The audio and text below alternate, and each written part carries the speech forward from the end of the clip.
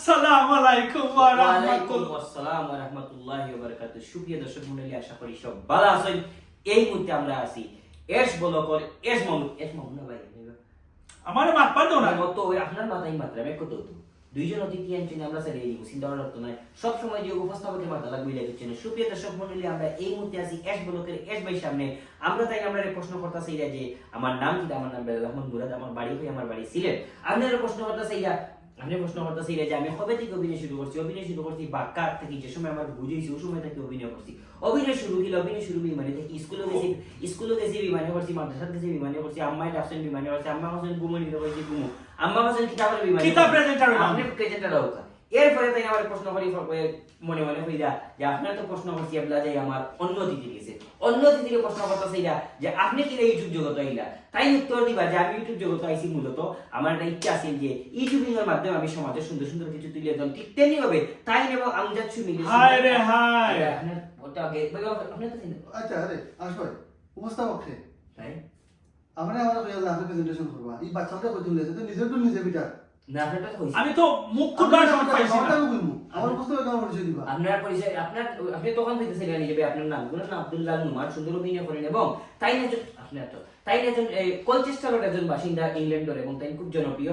আগামীতে তাই চাইলে সমাজের সেবা সাসাই হলো আগামীতে চাইলে সমাজের সেবা করতা তার বাচ্চা সে সাইটটা ইনশাআল্লাহ আল্লাহর হুকুম রাখলে আল্লাহ তাকে আরো গনি মতন মাল দিতা, আল্লাহ তাকে সমৃদ্ধ আপনি বুঝছি তো।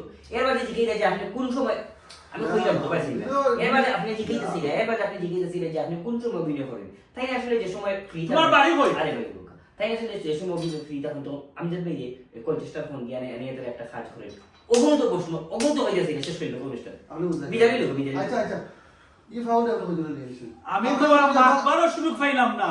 আমরা কি তা হয়েছিল আপনি বলে আপনি ভদ্র মানুষ আপনার আমরা চিন্তা মানে ওই ইয়ে মানুষটা না শুনুন আমরা মাত্র জানা বিছানা BBC radio charter box, CNN, আমাদের রেডিও মনে হইছে, বিবিসি রেডিও সবটা ফেল। আমরা তো রেডিও গেছি আমরা তো আমার উত্তর দিই না আমি তো বলতা ইমিসারা রেডিও অন হইছে রেডিও তো বন্ধ না বিবিসি রেডিও এই বিচারা বাড়ি কই? কইতা কি বিচারা আইছুন অত মাত মাতুন। আপনি আমার কইলা তো সম্মান হইছিল কেন ওই। আপনি তো করে দিই ফাউল মিয়া হ্যাঁ তো আমার ফোন দিয়ে হচ্ছে তুমি এই মাত্রা না দিকে তো আপনারা মাতি দিলেন। আমি বলবো না দিকে আপনারা যুক্তির কোনো মাপ হতে ওই যে আপনি একজন কমেডি শো চালাইতে আপনি যে চাইরা যে একটা বিনোদনমূলক শো চালাইতে বা টক শো করতে আপনি তো বিনোদনের কোনো মাতই জানেন না।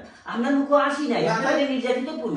আমি প্রফেশনাল, কি দেখো? আমি খররাম ইতা যে সময় আমার বয়স অতক্ষণে আসছিল আমি কত হইছি, আমি ইতা করতে করতে দেখো আমার দাড়ি উড়ে বাবা এরে ইটা আপনি আমি তো হি উঠান করতে বা সাগর ফিরে হইতাছে আপনি কেটে দাও তো ইউটিউব করতে নিজে নিজে দূর ফিরে আপনি দিনও নেক কাটা হয়ে রুচি তোরা যা টোটো করতাম না এই আমরা এটা বুঝতে না তো শুনবে বাবা দিওটা করতে না কিছু হইয়া হ্যাঁ বড়।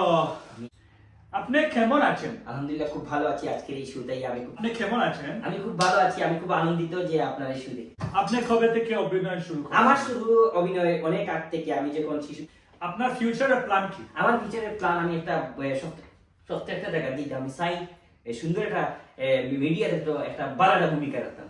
এটা ঠিক ওইসে রে ওইসে